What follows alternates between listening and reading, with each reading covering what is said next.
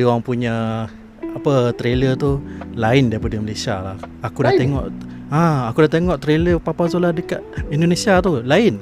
Kalau macam dekat Malaysia ni, dia punya trailer dia lebih kepada filem aksi.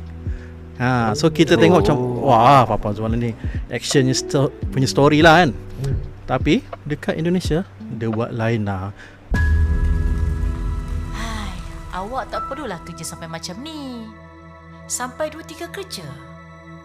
Pipi sayang Papa.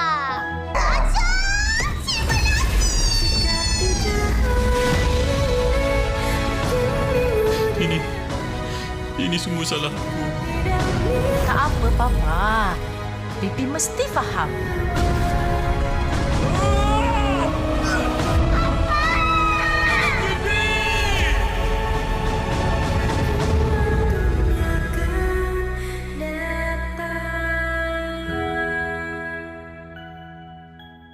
Oh,